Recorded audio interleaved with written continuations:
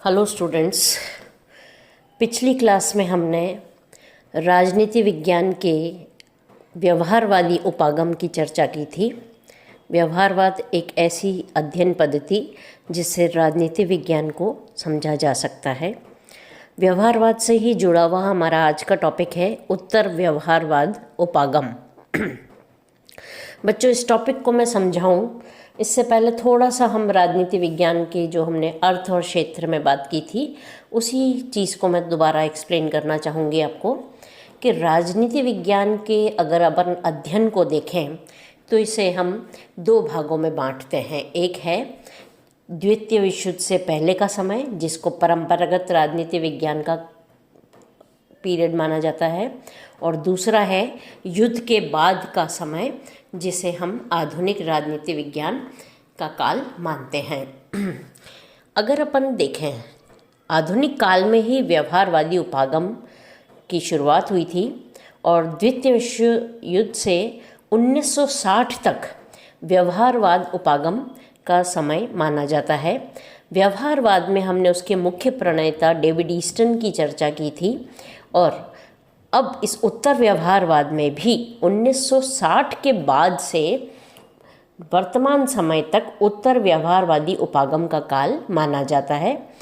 स्वयं David Easton जो इसका सबसे बड़ा प्रणेता रहा था, उन्हें ही ये एहसास होने लगा कि व्यवहारवाद में भी कुछ कमियां हैं और 1969 के न्यूयॉर्क के अमेरिकन पॉलिटिकल साइंस एसोसिएशन के अधिवेशन में स्वयं डेविड ईस्टन ने कहा था कि व्यवहारवाद को भी परिवर्तित करने की ज़रूरत है।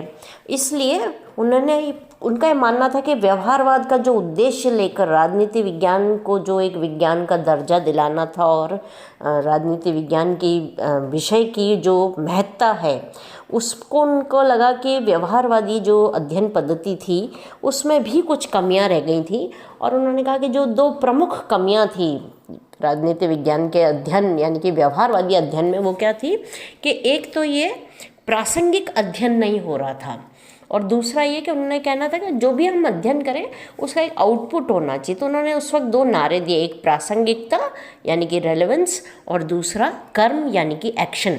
तो एक तरीके से आप कह सकते हो उत्तर व्यवहारवाद की जो दो प्रमुख विशेषताओं पर डेविड ईस्टन ने जो बल दिया वो था एक प्रासंगिकता और दूसरा कर्म।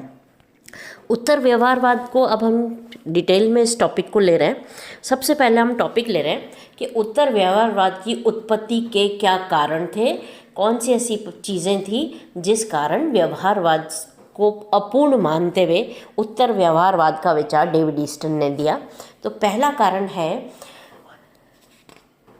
व्यवहारवादी अध्ययन पद्धति के प्रति असंतोष के सबसे बड़ी बात जो स्वयं उत्तर व्यवहारवाद में डेविड ईस्टन को लगने लगी। उन्हें लगा कि जिस तरीके का व्यवहारवाद जिस तरीके से विकसित हुआ, जो शोध उसमें किया जा रहा था, उसका जो परिणाम था वो निराशाजनक था। और उनका ये कहना था कि व्यवहारवाद केवल एक भारी भरकम शब्दों की भाषा वाला एक उपागम बन गया था। इसमें बहुत ज़्यादा शब्द आडंबर हो गए थे, जिसे कि जिस तरीके से इसका जो उद्देश्य था वो पूरा नहीं हुआ। तो पहला कारण हम कह सकते हैं व्यवहारवादी अध्ययन पद्धति के प्रति जो असंतोष था उसने उत्तर व्यवहारवाद को जन्म दिया। दूसरा कारण है तत्कालीन सामाजिक राजनीतिक समस्याएं उपेक्षित थीं। जो पिछली क्लास में भी मैंने आपको कहा था कि सेकेंड वर्ल्ड वॉर के रूप में जिस तरीके से दुनिया को ने एक विध्वंस झेला था और जो परमाणु बम का जो प्रयोग हुआ और मानवता के लिए एक बहुत बड़ा खतरा उभर कर आया, उससे कहीं ना कहीं राजनीति विज्ञान के जो शोधकर्ता थे उनको भी एक बहुत बड़ा झटका लगा और व्यवहारवादियों के लिए यही कहा गया कि ये नए नए सिद्धांतों का निर्माण कर रहे थे। ये अपने शोधकार्य में इतने व्यस्त थे कि जो बाहर उस समय जो परिस्थितियाँ, जो सामाजिक और राजनीतिक जो समस्याएं उभर कर आईं, जिस तरीके से वियतनाम युद्ध हुआ, शीत युद्ध की शुरुआत होने लगी, दो महाशक्तियों के बीच में जो लड़ाइयाँ हो रही थीं, तो ये परमाणु बम का जो प्रयोग हुआ, जनसंख्या वृद्धि एक बहुत बड़ी समस्या बनकर आ गई थी। तो ये जो समस्याएं थी, इनका निराकरण कहीं भी राजनीति विज्ञान के अध्ययन से नहीं हुआ। तो इसलिए इन्होंने कहा कि जो तत्कालीन जो परिस्थितियां थी, वो समस्याओं पर इनका ध्यान नहीं था, बल्कि राजनीति विज्ञान को कैसे विज्ञान बनाना है, उसके वैज्ञानिक प्रवृत्तियों पर इनका बहुत ज़्यादा बोलबाला, बहुत ज़्यादा जोर था। तो जो हम कह रहे हैं कर्म की जो बात कर रहे हैं कि आपका अध्ययन ऐसा होना चाहिए जिसका कोई रिजल्ट हो, तो वो चीज़ व्यवहारवादियों के अध्ययन में नहीं हुई। तीसरा जो कारण था वो था मूल्यों की उपेक्षा। आपको याद हो पिछली क्लास में हमने कहा था कि मूल्य तटस्थ अध्ययन होना चाहिए व्यवहारवाद में। तो उत्तर व्यवहारवादियों के रूप में भी उन्हें लगा कि जिस तरीके की ये बात ये कह रहे हैं कि राजनीति विज्ञान का अध्ययन बिल्कुल अपने मूल्य विहीन होना चाहिए, मूल्यों से निरपेक्ष होकर अध्ययन होना चाहिए, तो वैसा अध्ययन, चूँकि राजनीति विज्ञान में मानव का अध्ययन किया जाना चाहिए, मानव का अध्ययन होता है, इस कारण बिल्कुल मूल्यों से तटस्थ रह के ना तो ये संभव है और ना ही ऐसा होना चाहिए। फिर चौथा कारण था मानव व्यवहार का वैज्ञानिक अध्ययन असंभव। पिछली व्यवहारवाद की क्लास में क्या कहा गया था कि बार बार राजनीति विज्ञान को विज्ञान का दर्जा दिलाना, ये उनका उद्देश्य था।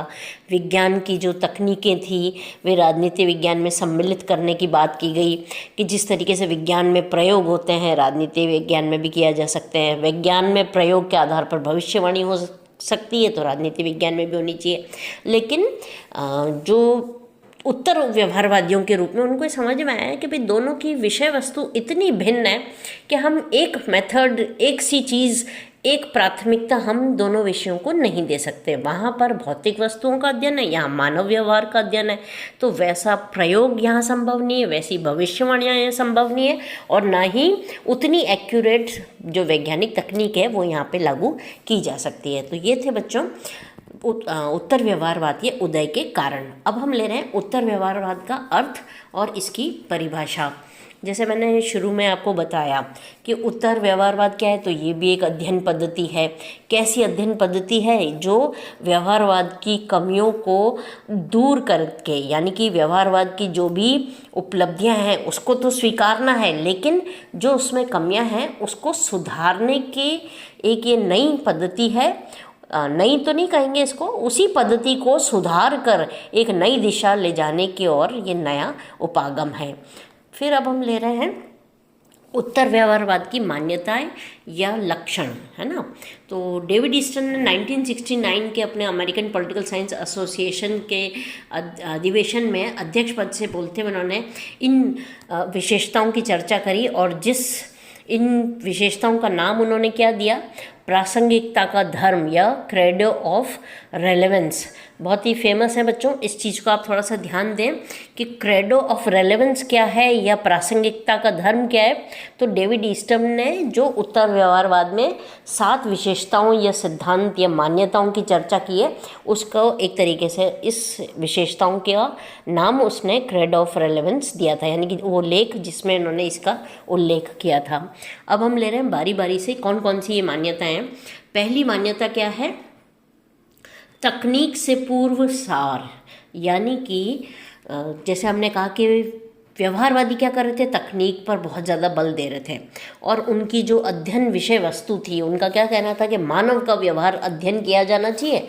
ठीक है, ये तो आपके विषय वस्तु है, मानव के व्यवहार का, और कौन से व्यवहार? राजनीतिक व्यवहार का अध्ययन किया जाना चाहिए, ये व्यवहारवादियों का जोर था।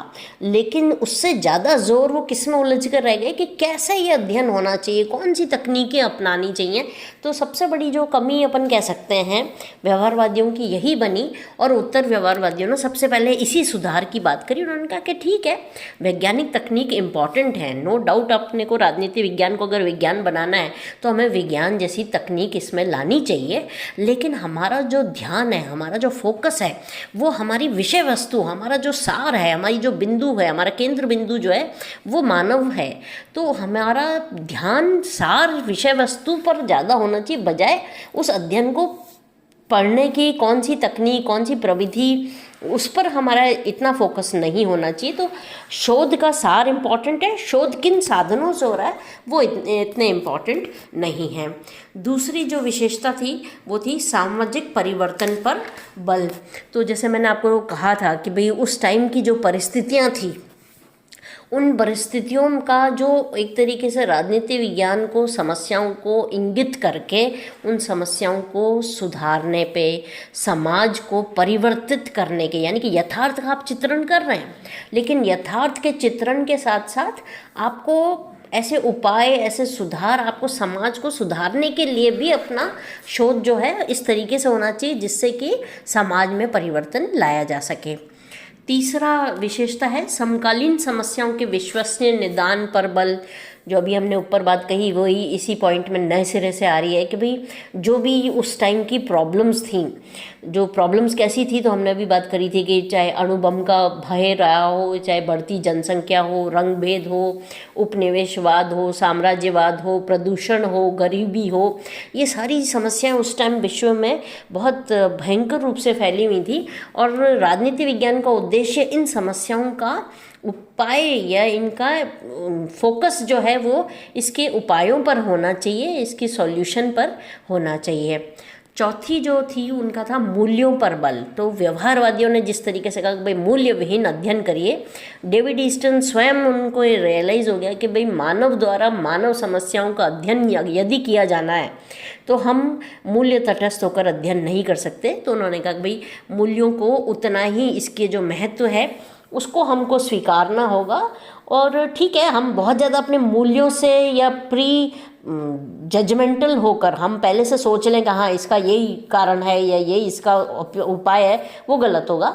यथार्थ का आपको चित्रण करना चाहिए, लेकिन यथार्थ में आप स्वयं अपने अनुभव के आधार पर जो भी स्थिति का आकलन करते हैं तो आप कहीं ना कहीं अपने मूल्यों से जोड़कर अध्ययन करते हैं। तो उत्तर व्यवहारवादियों ने भी इस स्थिति को, इस तथ्य को पहचान लिया और उन्होंने कहा कि जो भी राजनीति विज्ञान में अध्ययन होते हैं उसमें मूल्यों पर भी बल दिया जाना चाहिए।